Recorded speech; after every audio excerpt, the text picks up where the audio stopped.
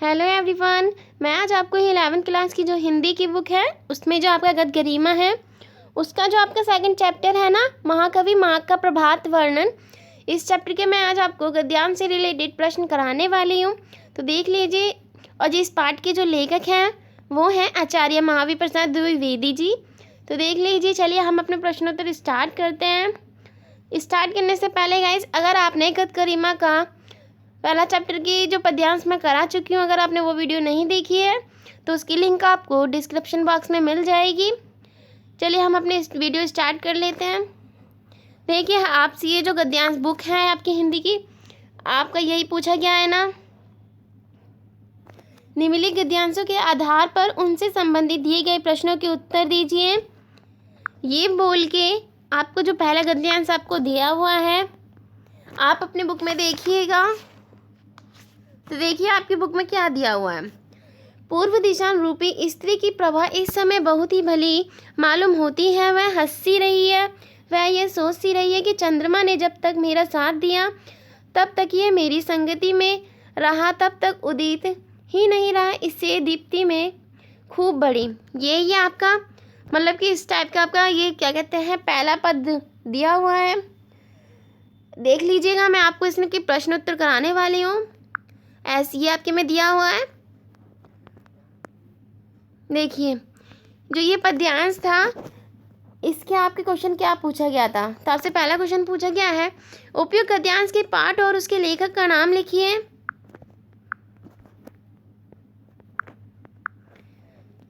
और दूसरा पूछा गया है रेखांकित अंश की व्याख्या कीजिए। तीसरा पूछा गया है पश्चिमी दिशा की ओर जाते ही चंद्रमा की दीप्ति में क्या परिवर्तन आता है।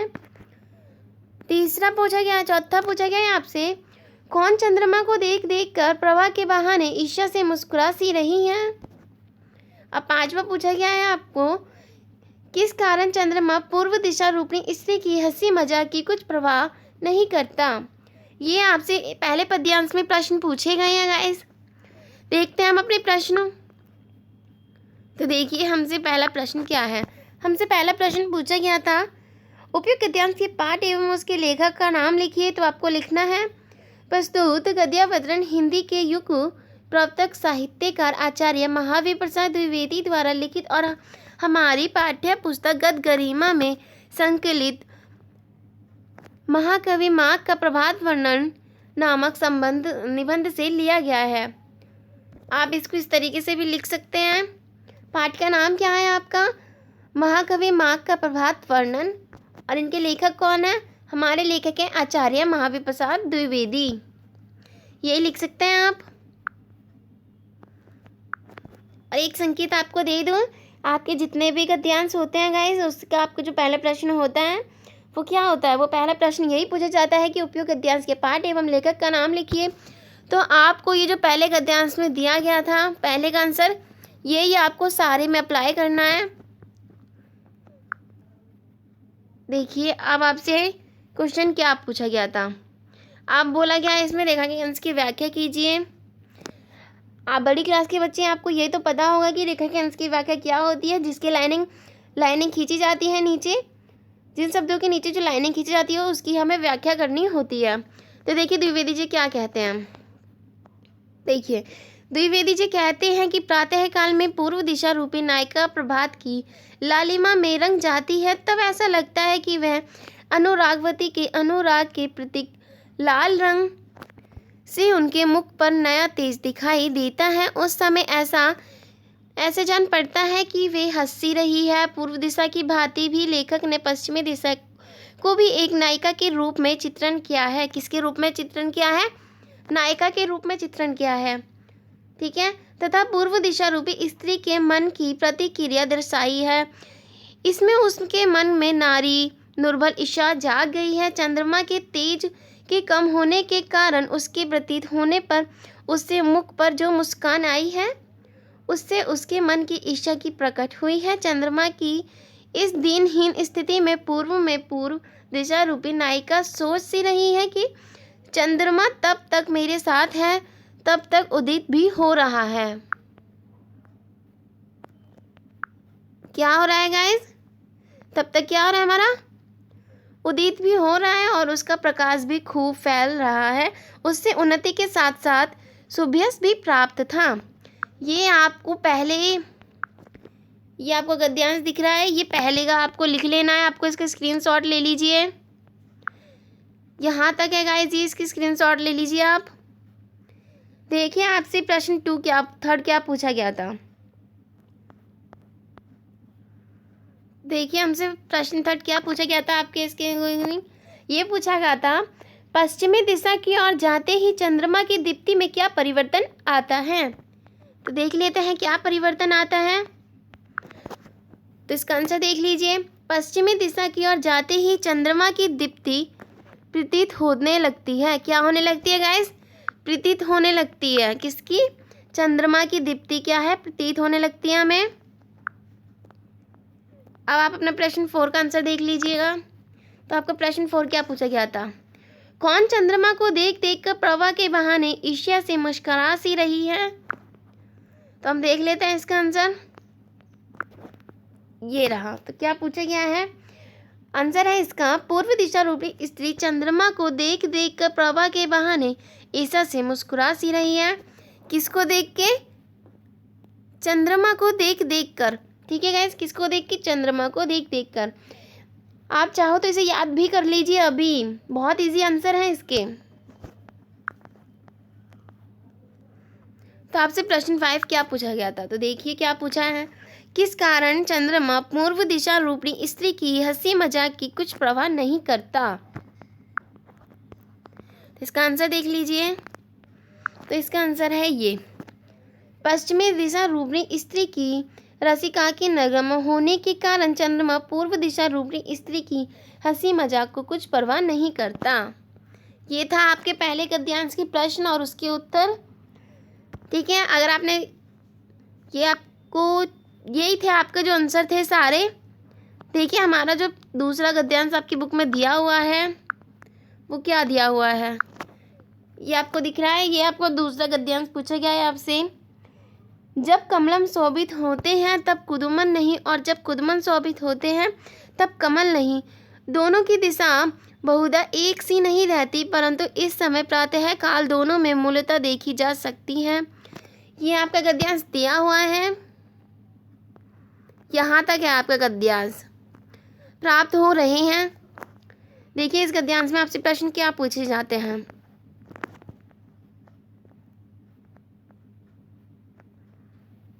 देखिए मैंने कहा था पहला प्रश्न आपका सेम ही होगा। उपयुक्त गद्यांश के पाठ एवं लेखक का नाम लिखिए। जो पहले गद्यांश में आपने आंसर लिखा था ना, उसी को इसमें लिख दीजिएगा।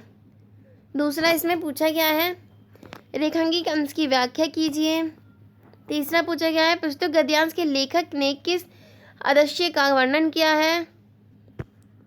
चौथा पूछा गया है, किस समय कमल और कुदुम दोनों में तुलना देखी जा सकती है। और पांचवा पूछा है, भ्रमर दोनों पर मंडराते हुए गुंजारव के बहाने किसके गीत गा रहे हैं। ये प्रश्न आपको इस गद्यांश में पूछी गई हैं। तो देख लेते हैं इनका आंसर।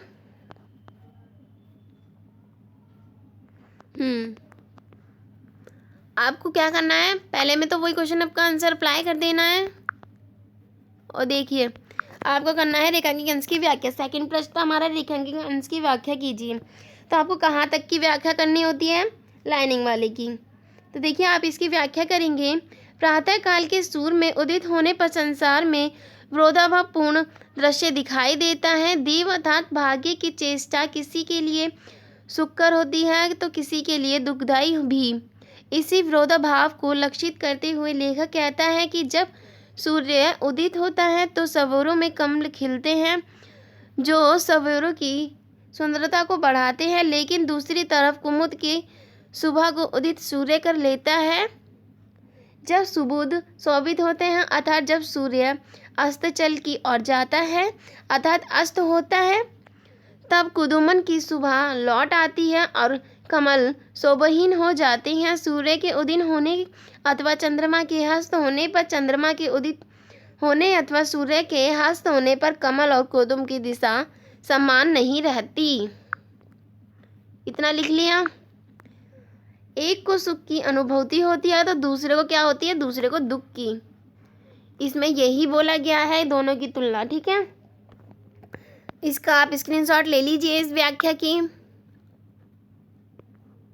देखिए आपसे प्रश्न 3 क्या पूछा गया था। तो आपका प्रश्न 3 था, प्रस्तुत गद्यांश के लेखक ने किस दृश्य का वर्णन किया है। तो आपको लिखना है इसका आंसर। प्रस्तुत गद्यांश के लेखक ने प्रातः काल के समय विरोधाभासपूर्ण दृश्य का वर्णन किया है। किसका? विरोधाभासपूर्ण का दृश्य किया था उन्होंने। और आपसे जो चौथा प्रश्न पूछा गया था, किस समय कमल और कुदुमन दोनों की तुलना देखी जा सकती है, यही था। तो आपको इसका आंसर लिखना है। प्रातः काल के समय कमल और कुदुम दोनों में ही तुलना देखी जा सकती है। किस समय? प्रातः काल के समय में क्या देखी जा सकती है? कमल और कुदुम में दोनों की तुलना देखी जा सकती है। आपसे का प्रश्न 5 क्या पूछा गया था आपसे, भ्रमर दोनों पर मंडराते हुए गुजराव के बहाने किसके गीत गा रहे हैं। तो आपको इसका आंसर लिखना है।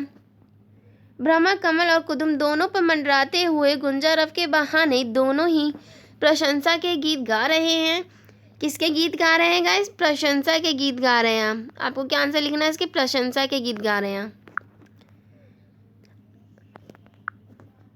ठीक है गाइस। हाँ, अगर आप हमारे चैनल पे नए हैं तो हमारे चैनल को सब्सक्राइब कर लीजिए। देखिए प्रश्न 3, जो आपका प्रश्न 3 आपसे का गद्यांश है वो ये है। महामहिम भगवान मधुसूदन जिस समय संकलाप के समस्त लोगों को प्रिय बात से लेकर देखे हैं, उस समय अपनी समधिक अनुरागवती श्री लक्ष्मी को धारण करके उन्होंने साथ लेकर क्षीर सागर में अकेले ही जा विराजते हैं। ये आपका गद्यांश यहाँ तक है। मैंने रेखांकित अंश पढ़ी है, बस यहाँ तक आप देख लीजिए, आपकी बुक में हैगा। तो देखिए इसकी जो गद्यांश के जो प्रश्न पूछे गए हैं वो आपसे पूछे गए हैं। उपयुक्त गद्यांश के पाठ एवं लेखक का नाम लिखिए, तो आपको लिख देना है। हाँ, रेखांकित अंश की व्याख्या कीजिए।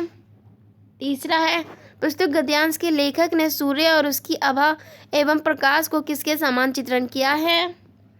5वां पूछा गया है, भगवान विष्णु लक्ष्मी जी को लेकर कहाँ विराजे हैं।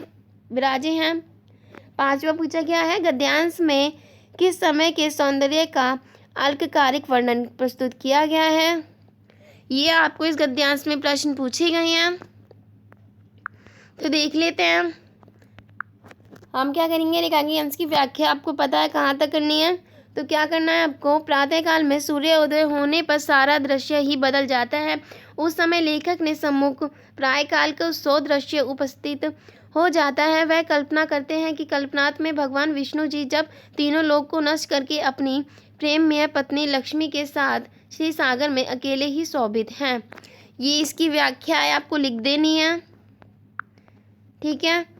और आपसे जो प्रश्न 2 पूछा गया था, क्या पूछा गया था वो पूछा गया था, प्रस्तुत गद्यांश के लेखक ने सूर्य, उसकी आभा एवं प्रकाश को किसके समान चित्रण किया है। ये क्वेश्चन था आपका। तो देखिए इसका आपको लिखना है। प्रस्तुत गद्यांश के लेखक ने सूर्य को किसको कहा है? भगवान विष्णु के प्रतीक। और सूर्य की आभा को, जो सूर्य की आभा थी वो किसको कहा है? लक्ष्मी को। एवं जो प्रकाश को श्री सागर के समान चित्रण किया है।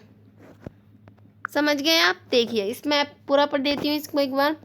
प्रस्तुत गद्यांश के लेखक ने सूर्य को तो भगवान विष्णु के समान कहा है, और जो सूर्य की जो आभा होती है उसको किसकी तरह कहा है? उन्होंने लक्ष्मी जी की तरह कहा है। और जो प्रकाश होता है, प्रकाश को उन्होंने किसके सागर कहा है? श्री सागर के समान चित्रण किया है। यह आपका प्रश्न का आंसर है।